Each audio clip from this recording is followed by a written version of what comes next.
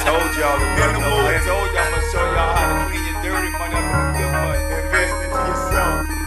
You heard? My partner gave me $50. This is the I'm Kinda Famous podcast. I'm your host, Lester Rowe. This is day 3 of the I'm Kinda Famous Mental Health Awareness Week. Before we get into the details of that, make sure if you need another way to listen to this, iTunes, Google Music, and Podbean. Podbean is where all of the shows are at, including iTunes, but I'd rather you go to the Podbean. Also, the conversation always happens on Facebook and Twitter. Facebook and Twitter, I'm Kinda Famous Pod, KINDA Famous Pod, POD, and arrowfilms.com. That's my personal website. That's where you go to watch anything that I made, anything that I'm looking at doing or thinking about doing, where I just get some things off my chest. Arrowfilms.com, AROWE films.com. And while you're there, you can get those clean people collectors or whatever merch I got on the Redbubble site. Get the people collectors or whatever else is on there. Bunch of merch. I'm working on some new designs, so you can get that there too. One more thing. It's a bunch of them. For the video content, it's on youtube.com/arrowfilms. So that's where you can find whenever we do a video episode of the I'm Kinda Famous podcast or whatever else I'm working on, video-wise, it's all there. Now, hold on, wait a minute, let me think. There's something else I got. I can't think of it. So we're going to jump right into this guest, and then I think about I'll jump in there. We're not going to jump all the way into this episode just yet, but on day 3, this is about alternatives. Alternative measures in trying to work with mental health illnesses and even mental health concerns. This is stuff beyond just going to the doctor, taking pills. If pills scare you, here's some other measures you can take, hopefully that can help you out. And with that, I got a guest on the show, obviously. This is the show. I'm here. She's here. She's speaking before I even say her name. She is a co-host of another podcast from Wichita. And a photographer that I just learned today. Does video, hates video. Photography. Just photography. I tried a little bit of video, but I can't. I'm not on the same level. And she's going to talk a little bit today about some of these alternatives. We're going to go back and forth on things I find. But if you hear a little wind, a little bird chirping, a little car passing by, we're outside of our coffee house. This is where she does her show every Tuesday, live, 9 a.m. 9 a.m., yep. And what's the address here? It's 1144 North Bidding. Biting. Oh, it's on 11th and Biting. I'm looking at it, Bittting.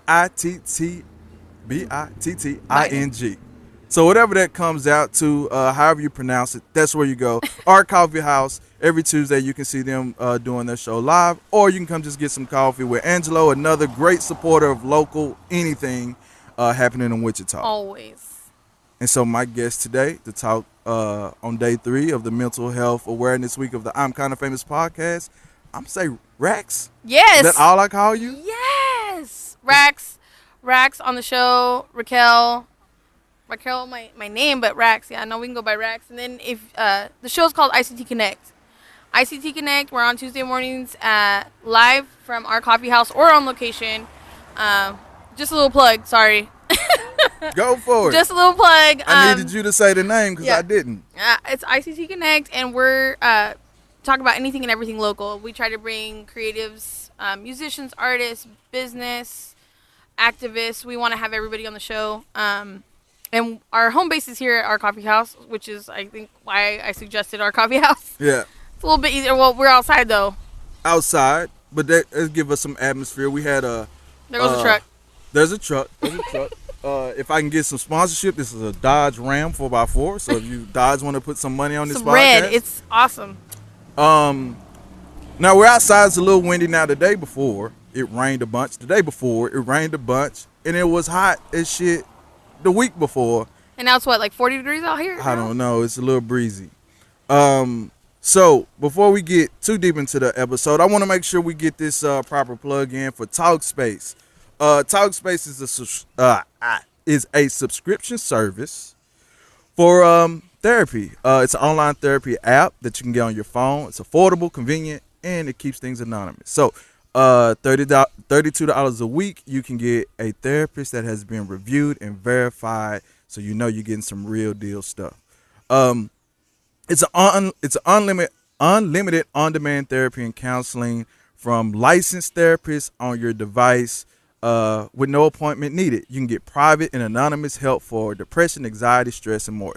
Talkspace on-demand unlimited messaging therapy services allows you to message with a dedicated therapist anytime, anywhere without fear of being judged. And you can get matched with a therapist of many therapists to give you a great consultation of what you need to do next.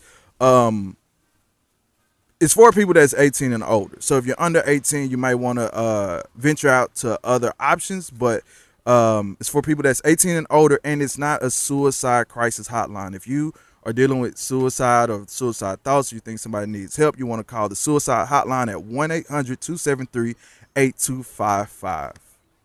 And we also want to give a great shout out to Main Dame Magazine. Yes. For supporting the show at MainDameMag.com. That's Main Dame, ManeDamemag.com. That's going to change in a little bit too, though, right? It's going to change, but that's what she told me to say. Okay, she told. Okay.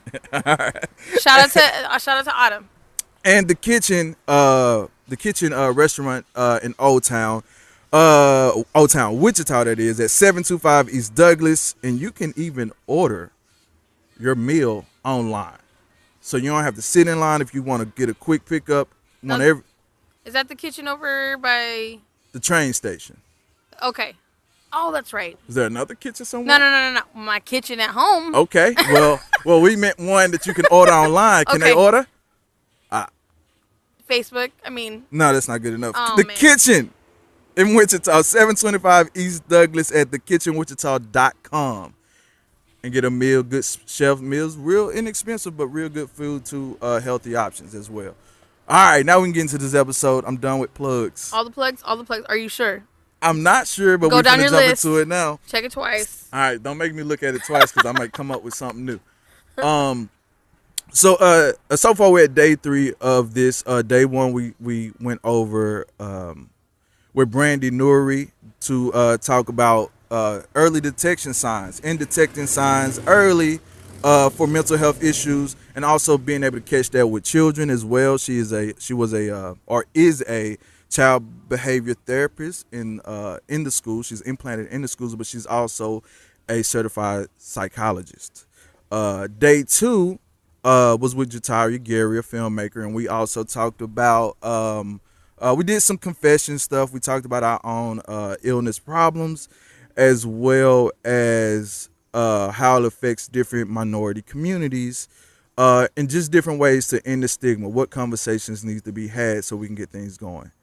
And now we're at day 3 with Rax. And we're going to talk about some alternative ways.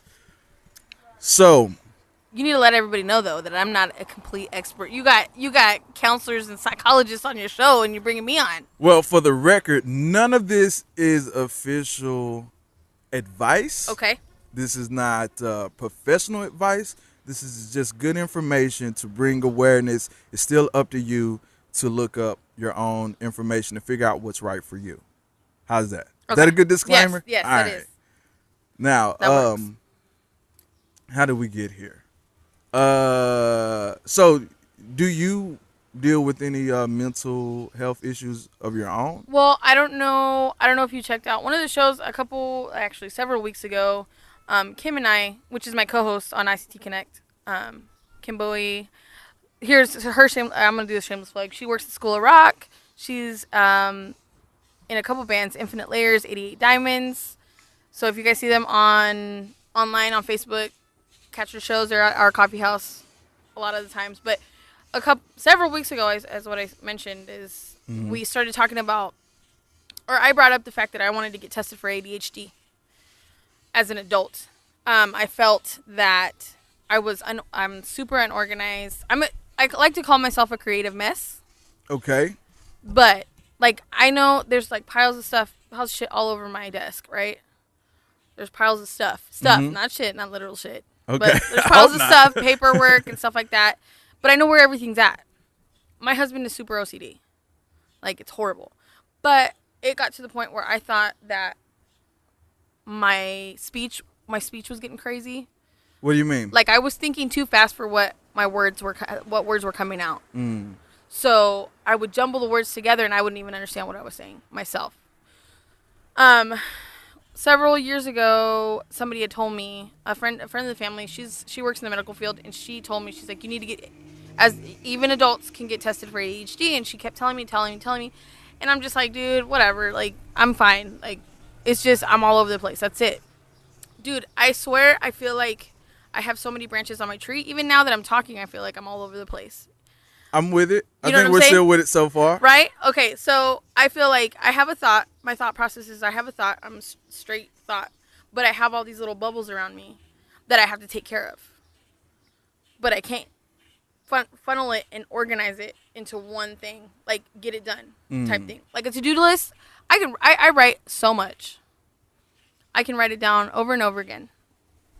And over again. I have I've gotten to the point where and we'll talk about these alternatives. I used to have at least 7 notebooks with all kinds of stuff in it.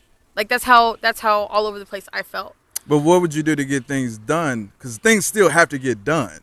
Under pressure, I work amazingly. So it's like, I need this by 3 o'clock and it's 1 o'clock. It's done in an hour type thing. You know what I mean? But so then I got to the point where I was like, okay, I'm gonna go through with it. I went online.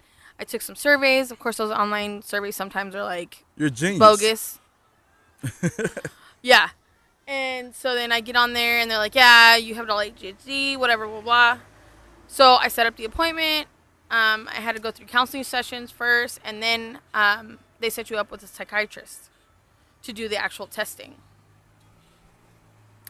I went, I talked about my life, I let him know what was going on, and turns out I have a mood disorder.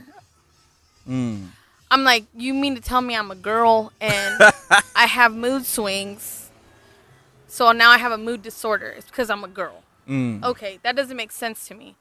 So I thought about going to the next session. It's 3 sessions before that. It was supposed to be 3 sessions before the actual psychiatrist. But then I thought about it, and I'm like, you know what? There has to be something else. There has to be something else I can do to fix this, to fix my focus. What did they suggest in the medication? Beginning? Straight up. You're gonna go to the psychologist. They're gonna tell you. They're gonna assess you and tell you what kind of meds you need, or how much you need, how much dosage you need of a med. I don't even know the names of them. It was probably like, I've been on Zoloft before in the past for depression and stuff like that, but it made me feel like a zombie. And everybody that was against me getting tested for ADHD and trying to get some medication for it, for my focus, said that you're just not gonna be the same person. On Zoloft. On medication. On medication. General. Yeah. Medication, period. Yeah. It's just gonna make me into a zombie. So I thought about it, and finally I was just like, you know what? It's at least $220 for the psychiatrist session. I had to pay $180 for the first counseling session with a clinical social worker. It was going to be $150 each session with the clinical social worker, up until the $220 that I had to pay for the assessment, actual assessment. Jeez. And then on top of that, I had to figure out how I was going to pay for the actual medication. Yeah, they'll give me a discount through my insurance, but it's not going to be anything. It's not going to cover a substantial amount. Yeah, so I'm going to get it for a month, and then that's it. Then what am I going to do after that month? You see what I'm saying? Right. I'm talking like that, especially for people that can't afford it. Can't afford to have that type of. To be honest, there it goes. But most people, so one of the things we tackled in day 2's episode was about, the fact that some people just can't afford to have a mental health issue. Yeah. So they can't go in there and go, oh, does my kid have bipolar? Does my kid have this or that? Or do I have this or that? Because of what you described, starting the assessment, starting to pay for these certain things, maybe not even having insurance. I'm not sure if Medicaid and those sort of things even cover stuff like that. So then most of the time, no. Yeah. So then you get to this place of you're really going broke just to figure out if you got a problem. and maybe be able to afford it for a month, or whatever, 1 or 2 scheduled Appointments. or just medicine cycles. You get 30 Oh yeah, days like 1 or and 2 things months that. of medicine. Yeah. So I was on Zoloft. I took it, but my doctor, what my doctor ultimately told me is that he when he prescribes it, and he's prescribed it to kids or younger people, that 2 things happen. They either start to think that, oh, I got a pill that fixed me, and they start thinking that they're Superman and mess around and hurt themselves. Yeah. Or they start to think that, oh, I am a broken person or whatever because I got to take medication, and then they get depressed and they hurt themselves. So he made it very clear, like, this is just this shouldn't be a long-term thing, and this isn't necessarily fixing something as much as it is just kind of helping things along. And then fast forward, I don't know how many years after that, then Zoloft, we learned, is people shouldn't be taking Zoloft. No.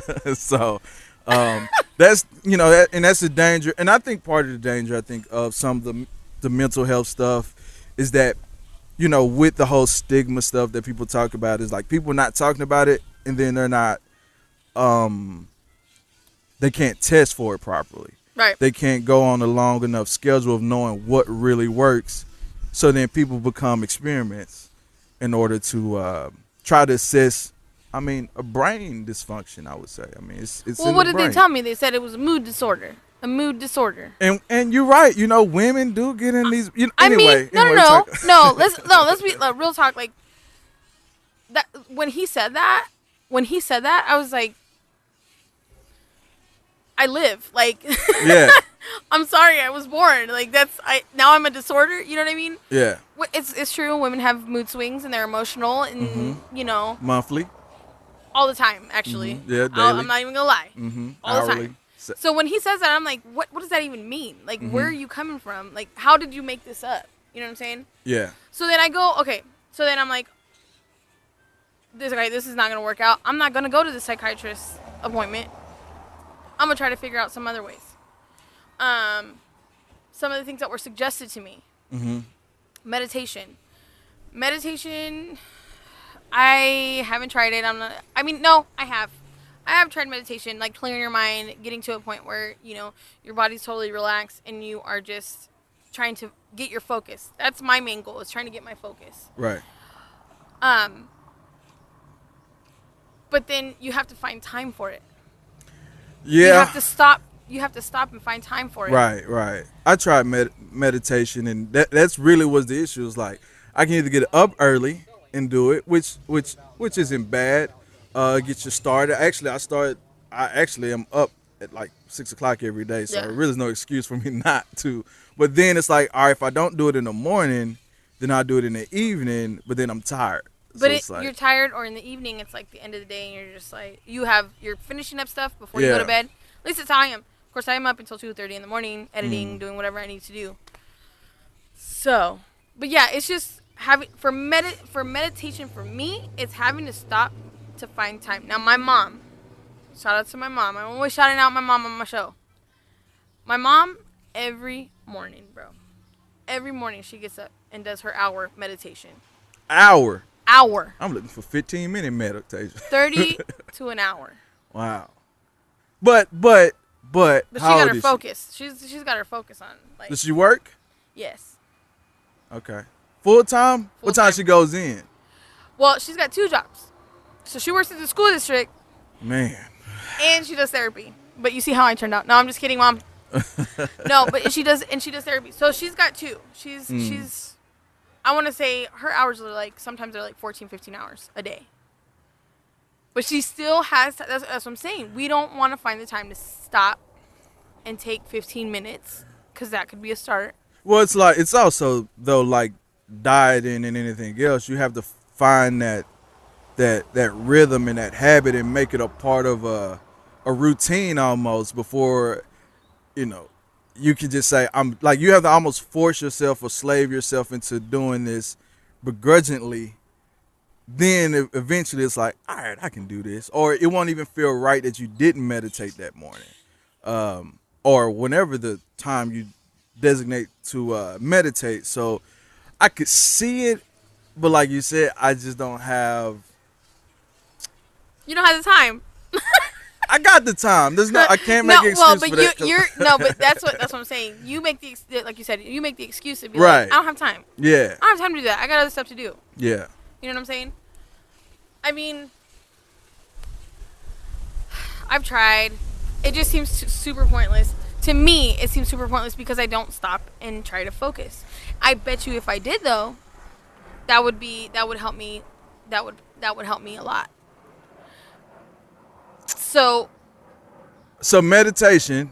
What? So you took that off the list. What was next? the next thing that I've done before. Okay, backstory on Rax. I was in the military. I was in the Air Force. We were running every day, doing exercise every day. PT in the morning, 5, 6 o'clock in the morning before work. I was doing that all the time. I came back to Wichita in a pretty heavy situation. I came back to Wichita, and to get out of that funk, I started doing Zumba. I know. Everybody was doing Zumba. We're talking 2009, 2010. So I started doing Zumba, became an instructor. That snapped me out of it so quick. Of the depression or funk that you were in? Yeah. Okay. So, but even on top of that, I think it kept me together with everything else too. I had that scheduled day. And then this is finding the time with meditation, but I had that scheduled day. Say I was going every Wednesday night. That Wednesday night for that hour, that was my meditation. You see what I'm saying? So exercise is another one. Then exercise is what I'm talking about right now. So I was going to Zumba doing exercise. Then I started running. I used to live at Harvester over by the Old Town Warren. Yeah. I'd start from Douglas and Washington. I'd walk from my apartment to Douglas and Washington, the corner, go all the way down Waco, like hit the lights. Like I would turn at every red light, and then come all the way back to my apartment. It's a lot of running. It's about 3 miles. You can't tell right now, but it's a good thing you're not recording this. But yeah, so that exercise I think was another time to kind of clear my mind. Yeah. It's another time to clear the mind. Exercise, going to the gym, doing weights. My husband just started going. Well, not just started going, but he's been going for a few months now. And at first I was like, well, why are you going to the gym? He's going to the gym 3 times a week, trying to gain some weight. He's kind of skinny. But I was like, why are you going to the gym? What you need to go to the gym for? Who are you trying to look good for? Yeah, I know. I just answered my own question. but I'm saying, like, that was my attitude. That was like, why are you going? You're like wasting time, whatever. But then I got to realizing, dude, he's in a better mood. You know what I mean? Yeah. He's in a better mood when he comes home. He's like, yeah, he's feeling accomplished. And he's more focused on other things. So that was another suggestion, is exercise. I think that, number one, exercise is probably the one thing I would do over, obviously, I would do over meditation, because you're moving. Right. You're socializing. Like if you're in a Zumba class, or even if you're at the gym. I don't know if you go to the gym. I mean, when I do go to the gym, I go with my husband because I don't really like going. I'd rather stay home and cook. Me too. But you're out. But you're out and you're interacting with people and you're. Now. I don't know. What? The endorphins, I guess it's it's like an endorphins thing, right? I'm not a adrenaline scientist. rush? Don't have me Okay. making up science. Okay, we're not making up science. But it's, it's that good feeling. We'll just say it like that. It's that good feeling that you get after accomplishing something. Now, what you was talking about, having this basically scattered brain kind of deal, and then when you're listening to right now? where you have all this stuff, and we'll just call it clutter for the sake of this conversation, around your desk. How was these things you're doing, how was that supposed to fix those things? Because I was so focused on the time frame that I'm going to go to the gym or I'm going to go run at this time every other day. I was focused on that. So then it got me to say, okay, if I can focus a lot on this running, at this time, every time, I schedule my times, I'll go Thursdays at 3 or whatever. Right. Or not whatever. That's what we've been doing. Thursdays at 3 we go run. If I can focus my time on that, I need to get down to one notebook. I need to get down to one count. Yep, this is the only notebook that I have. And it's for everything. It's for when I go take pictures, when I do stuff for the internet radio station. It's I do other side hustles too, like I rent linens and stuff. We're always doing stuff. So to put my focus into one thing. So this one little book is my focus. Why did you Point. have so many books? Because I thought I could schedule. I could find it. I could always find it. And because I thought I wouldn't have enough room for my list. So you had a notebook for each individual kind of thing? That was the plan. Okay. But no. But no. But no, it didn't work out that way. So so I think exercise is probably one of the things that has helped me the most. But now I need to get into something else. Okay. Because there's something that I've been considering. Okay. I also have migraines. I work on the computer all the time. I have kids. I wear glasses. I've been considering a medicinal type of medication. I just said that twice, but yeah, okay. I'm trying to say I just said that twice. But smoking weed. Yeah, let's just put it out there. I've actually considered that a lot. And because of the fact that there's so many things that are coming up that it's helping with, like I considered that for my migraines, first of all. I went to the doctor for that. I got to the point where I was like, you need to scan my head because For weed? Because I wanted to get that for my migraines. I wanted to smoke for my migraines. I did it in high school. Let's just keep it real. I did it in high school. I smoked in high school, but it was like, you're a kid, whatever, everybody's smoking. But now I've seen like the drops, and I've seen like people talking about with the crazy edibles or whatever. Now don't get me started. I don't know anything specific on all that mess, but I've just heard, and then articles that I've read online too. It's helping with like people with muscular disorders but also to keep focus. Right. People say that it helps with your focus. It helps you slow down, I guess. For me. So I have a friend whose brother is bipolar, and I'm not sure where I am at on medicinal weed. Well, no, let me back up. Weed in general as a alternative. He says that his brother, this has helped his brother tremendously to with his bipolar. When he's smoking, he's a lot better, a lot more contained. He has better focus in this whole thing. My biggest concern is the fact that this, as they say, this ain't your grandma's weed anymore. So it does become this thing of like, is there enough science involved into all this that we know that this is like I don't want a person to think that they just go to their weed man and then now they're No, yeah. like that. I'm not saying that either. Right. And so with it being so many options, and that's the way that the weed conversation generally gets thrown around, is let's lump it all together. Let's make it all okay, which I would argue making it all okay would make it easier to do the science behind it and do studies and things like that.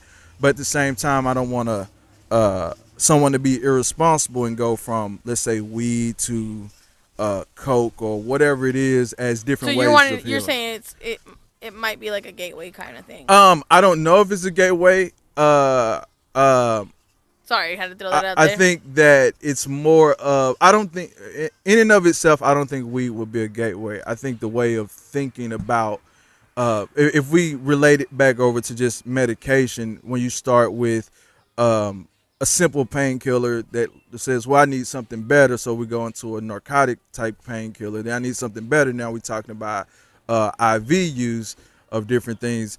It just can lead, because in the mind it's saying, well, this is working, but I wanted to work faster. I wanted to work better, Yeah. and then we just go to the Okay. next, and we keep climbing. So I yeah, in and of itself, I don't think weed is an issue. I think it's then becomes a personal responsibility.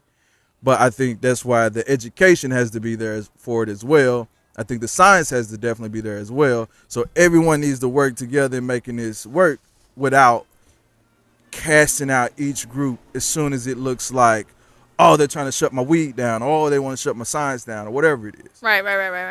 Well, I mean, okay, so you're talking about your buddy that has his brother is bipolar, because I Yeah. lived with somebody like that. That's super bipolar OCD, and it was spark up right first thing in the morning, before he went to work, at lunchtime twice, when he got home. It gets to a point like that. I mean, you know, Mood stabilizing. yeah, okay. And then, so then I asked, I was like, dude, can you like go a couple days without? Can you go a couple days? Just try for me. Yeah. Cause I was like that at that time. I was not smoking, and I was like, can you just try a couple days? Third day, I was like, dude, do it. Just please go smoke, please. Yeah. You know what I mean? Yeah. So, but I want to understand. How, like, we got to get more science into it. So like your coffee there. We know this is coffee, right? Yes. Okay, you got caffeine in there. I think what happens is sometimes, and I wrote about this in my book, Wi-Fi Rock Bottom, something about meth, if you want to get that on Amazon. But anyway, I'm gonna have to look that up. I think the biggest part of addiction of any form or most forms is the routine. Like we talk about the routine. If I was to just turn this over into social media where I see a girl just starts to work out, they go from working out to lose weight to now I want to compete because they done put this so far in their routine Yeah. that when it's not there, something's missing. So like if someone told you no coffee for a week, I would die. so I think that's the same experience with weed. And so when the argument is weed isn't addictive, probably not. But when you make this a part of you, I wake up and then before I eat and after this, I know plenty of people who want to quit smoking and it's just because of that itch. It's just emotion, or even Right. even drinking. Like, I've gotten to the point where I can go out. I can. I mean, I'm not gonna lie. I'm not gonna lie. I like going to have my beer. She's Hispanic. Yes. But I can go to a bar if I really wanted to. I can go to a bar. I can sit down. I'll just get a glass of water because I feel like it's just emotion. Do you see what I'm saying? Right. It's just the motion of you drinking and being social. And it doesn't, I don't know why it doesn't click in my brain. It's not beer, dude. It's just water, but it's the motion of drinking it. Does that make sense? Look, I've had this theory about alcohol. Now, I'm not going to use coffee for this example. So people can go drink a beer, let's say, or drink beers, go out to drink beers, and can drink 8 beers, 10 beers, 12 beers. Now, if I put a grape soda or a Coke, you'll get about 2 or 3 sodas in and you're like, you know what, I'm done drinking soda. It's something about, and that's where it also, I play that as addiction as well, when you get to this point where you know this isn't good for you, you know it's going to a bad place, but it's the only drink that anyone has where they can go 8 beers, 10 beers, 12 beers. No one goes 8 sodas. No one goes 8 bottles of water or whatever. Well, and that's where we go back to, like, the good feeling. Little more backstory. While I was in the military, they put me in rehab for 2 months because I was drinking so much. Because all I wanted to do was get to that feeling. Mm-hmm. You know what I'm saying? Right. I just wanted to get to that feeling of just numb. And usually with alcoholics, it's usually that's a big reason. I'm not gonna say it's the only, but usually that's a big reason. They just want to feel numb. Something tragic happened, whatever, blah blah blah, or something stressful is happening so much that they just want to get rid of it. So my biggest thing was just, I mean, I think one of the things that I did to remember or to try to stress relief while I was drinking at home was paint. And I'd be painting until 2 o'clock in the morning. I'd wake up the next morning and there's a painting on my kitchen table. but it was super dark. It was super black. It was super like depressing. So like, But did you feel better? yeah, Okay. because I let it out. Right. I let it out. So once I went through the program, I was there for 2 months because they told me Air Force are out. You know, go to this or out. You know, I went through the program, went back home, came back home, and now, I mean, like I said, I've gotten to the point where I can drink a glass of water. It's not something that it doesn't give me a good feeling anymore. It doesn't fill me up. Coffee, on the other hand, that's a different story. But Until you break it. You can break it too. You go get your bottle of water. I'm Songbird Hispanic. right next to it. Dude, I am Hispanic, and I drink coffee at 2 a.m. So, with some, like, pan from Juarez, some bread from Juarez, some sweet bread. But, yeah, so, I don't know. I think it's just that having that good feeling, that you just want to get to that good feeling, which makes me doubtful of medications. It makes me super doubtful of medications because I don't know if I'm going to get that good feeling. You know what I mean? If I had that reaction with Zoloft where I felt like a zombie trying to get out of the depression, and then I went to Zumba and did exercise, and it got me out of that funk. Like, it was to the point where I had my daughter, and the first 4 months of my daughter's life, I don't remember. All I know is in pictures. Because of the medication. Because of the medication, because of the depression that it was supposed to take me out of. Like, the medication was supposed to take me out of that. So when they offered me medication to do the ADHD thing to get my focus together, I'm like, dude, I don't know, man. What if it goes back? What if it's backwards? What if it's backwards and makes me more scatterbrained than what I already am now? That was, you know, in this episode of trying to figure things out for me, it was a thing of. I remember asking. I posted on one of the social medias at the time, like, what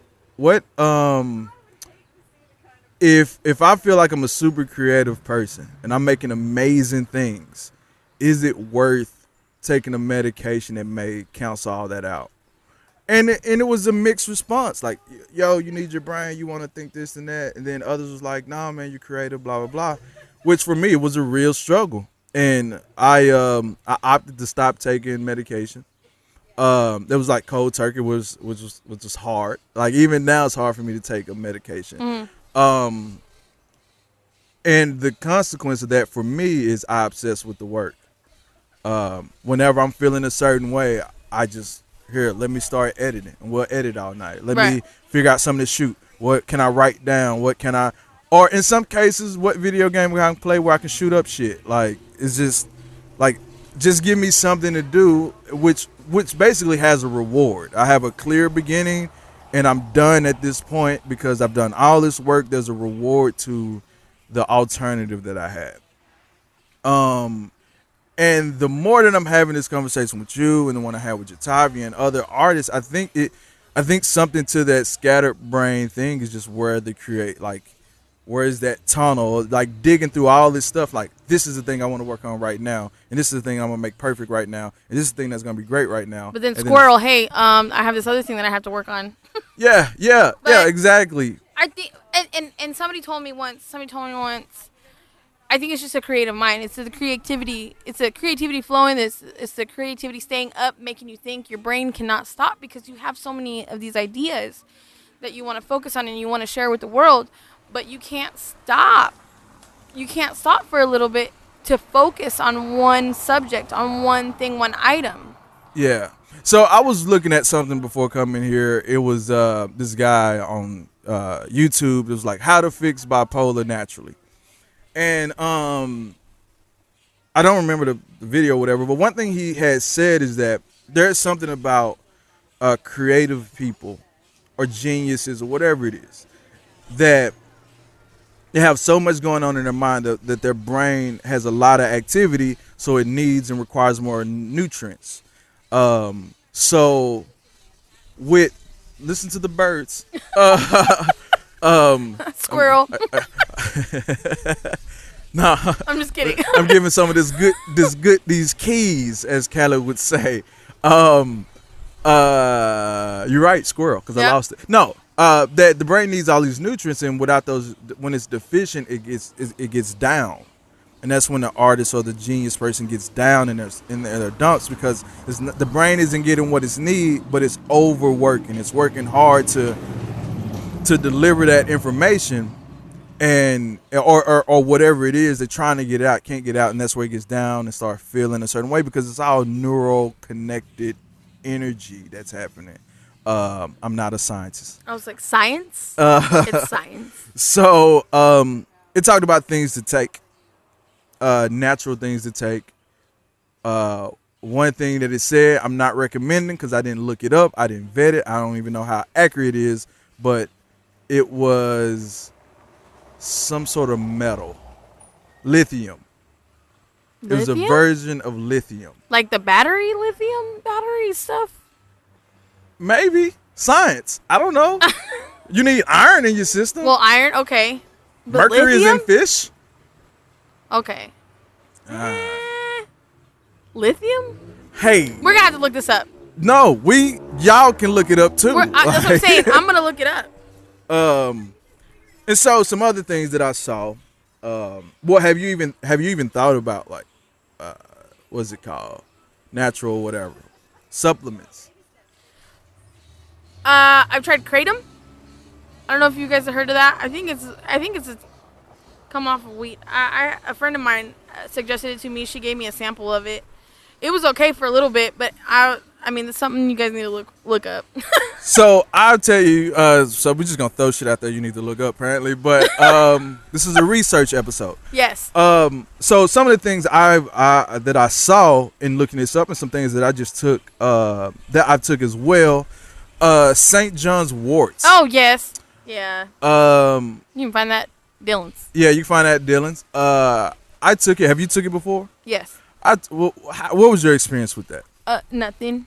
Okay. I'm for real. Like, I was just like, what's, like, I thought I was taking like, it was like taking candy. You know what I'm saying? Like it didn't. O sea, I was about to talk to you in Spanish now.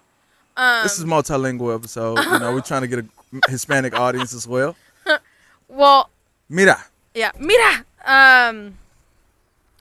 What about essential oils? Have you tried essential oils? So I was gonna mix both of these things up in this little portion. So I did take St. John's Wort, and I had bad dreams, lucid dreams as they would call. And I've a part of the depression in me. I suffer from night terrors and stuff like that. So like for me, I have a dream, and it is as real as this conversation right now. Mm-hmm. I can wake up, quote, wake up, and I'm back in the same situation. And I'm repeating this cycle maybe 3 or 4 times. So then with the St. John's Wort, valerian root, I took that as well. Mm-hmm. Those both did the same thing, which I felt like it was helping with my moods in ways, make me feel a little bit better. But the receipt in those dreams was like too intense, so I stopped that. This is making lucid dreams like super. Yeah, realistic. Well, I already had that, but at the same time, it was like even more. It was more real, but more like a Salvador Dali painting. Oh yeah. So it was just like it like felt taking acid. Okay, but I was asleep. So right. like sorry, I'm trying to get some rest. rest. I just tell my okay. But yeah, essential oils. I use essential oils. I got a little diffuser. But other things that they talk about is calamine, passion flower. These are things that I even have that I've used that I just kind of I sit up when I'm working or writing or whatever it is, and I let the diffuser go, and next thing you know, I'm asleep. So apparently it's doing something, but that's about the extent. I use it right before bed, or if I'm just feeling a little anxious, I'll throw some good peppermint in the world. Peppermint I use for my migraines. Okay. On your temples and the back of your neck. I do that. Now I'm gonna say this. I'm gonna just throw this out here. This is gonna be a big. How much time I got on this? Right. Hold on. Before I throw this, I don't want to take no tangent. Okay, I got time. So peppermint, you say on the temples and on the back. Yeah. Now, what's that active thing in peppermint? Is that menthol in there as well? Okay. Now, with you being Hispanic, okay, really, you Vicks? just talking about some vapor rub? No, I'm talking about. Okay. Yeah, we put it on the bottom of our feet. My kid's Hispanic, so I get it. Bottom of our feet, we put. I like to rub it in my hands. If I don't have peppermint oil, that's what but I try to switch over to peppermint oil because I try to save it for when the kiddos are not feeling too shabby. But yeah, Vicks is basically could be used for the same thing, but it burns your eyes. Like it burns your eyes way more. Like if you have it, like if I put the peppermint on my temples, Right. I'm not gonna put it directly on my eyes or anything like that. I'm not going to raves anymore. We don't do that anymore. Your glow sticks. What they call that EDM concert now. Oh, that's right. It's not raves. Yeah. We'll talk about that some other time. That's another day. But also calming lavender oil too. Mm-hmm. Just stick it on your hands, rub your hands together, and just sniff it. And it sounds ridiculous, but I mean. So for my Hispanic contingency, this don't sound ridiculous at all because I've seen this plenty of times. Now I'm since we just talking alternatives, I don't know what it's called. It's almost like a smile ceremony. They did it when my daughter was sick with something, where you do the whole thing with the candle and then you get an egg. Oh, you're talking about washing her down. That's some. I don't want to say some witchcraft because that sounds really harsh like that. It's not.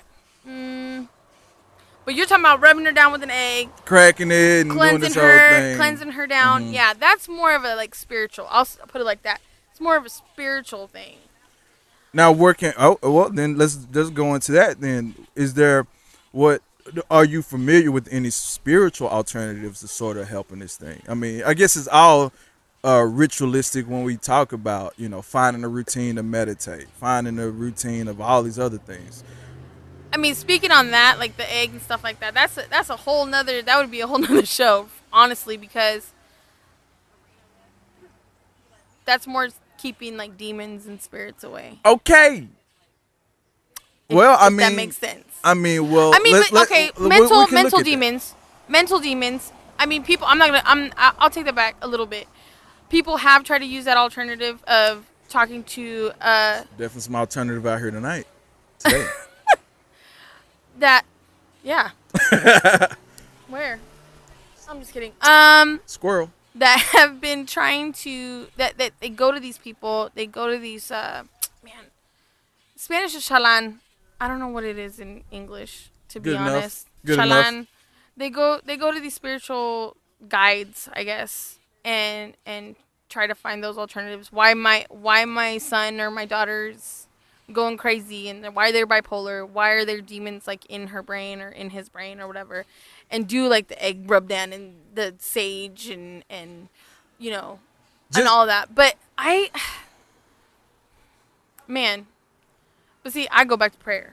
I'll just go back to prayer instead of that. So we're throwing everything out there, There's an article I will put on the Facebook page that talks about that. The one thing that is kind of not helping or helping the stigma of mental health is the just pray about it. How religion is affecting progress in mental health, I guess, in the minority community, because we lean a lot on the church. Mm-hmm. Let me just say one thing. Personally, this is me, Rax, and we've talked about it on the show too. I'm all about spiritual life, spirituality. Religion is a different thing to me. Okay. And that's coming from a Hispanic person that grew up Catholic, and I'm going to an evangelical church now. Me and my husband go to an evangelical church. Okay. So I'm more into like the spiritual side, having the relationship with God. Right. Instead of the rules. If that makes sense. So more of the and I'm human. taking the ritual the rituals of religion out and really developing the relationship. Yes. Okay. Because I ain't going to hell for you. If my mama listening. Well, that's a struggle. That's a struggle right now. I'm talking about the danza, the day December 12th they do the Day of the Virgin Mary. They have the big old thing on the north end. Oh, no I don't know more. if you've seen. Yeah. Yeah. Well, not even no more. It's church. I was in. I was doing the dances. They're like native dances, but anyways, I mean, I was in the choir at church. Our family was involved all the time. My grandmother is a nun. I have an aunt who's a nun. I had an uncle who's a Franciscan monk. I mean, like, but it got to a point where and even actually, not even, if I did go back to the Catholic Church and start going again, it would be because I actually like going in there listening to the sermons. I actually like, but I felt like it was a lot of judging. But it's everywhere. That's Right. everywhere. That's Yeah. why I'm more about me personally. I'm more about the relationship that I have with God. I have my spiritual life. I'm more about that instead of, like you said, the rituals. Right. My mom thinks I'm gonna go to hell, I think. So, and that, I ain't yeah, say it. yeah, that's a struggle. That's a struggle I'm having right now for the last like 2 or 3 years. But that's because, I mean, it sounds like that good religious lineage that's going and flowing all through the family for you to step out and say, It's I'm just nuts. going to smoke weed and whatever it is you said. Yeah, yeah. Oh, don't believe. That's why I consider smoking, but I'm not. But even going to a Christian church, you know, you have to be yourself. You have to be human. You know, your brain works different ways. It's a relationship. I just think I'll just put it like that. It's a relationship you have. So on the creative end, if we just go back to that, because Yes. that's part of my concern personally. It's like I would love to fix certain things, but then I'm also like, but I love what this does to the creative part. Like you say, you go in there and you know, shut the door and you go dark and you just create or make something. I mean, it influences a creative vibe that may be to others look like, oh shit, she's going through something, but it's a response of going through something that Yeah. helps you create. So you have a product that comes from this dark place that you could be or happy place you could be in. Scatterbrain, go ahead. Squirrel. Yeah, I lost it. Make you feel good. I don't know. Yeah, it just I just try to avoid. I don't want to lose that edge, but it's one of those, it's such an unknown.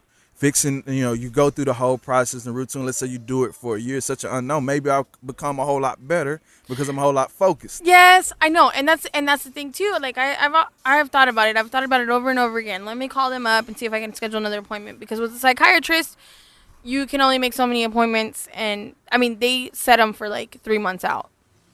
That's why they have the 3 or 4 counseling sessions beforehand. You know what I'm 3 saying? months. So like, but I just, at this point, I think it's a waste of time for me to do that. I need to find an alternative instead of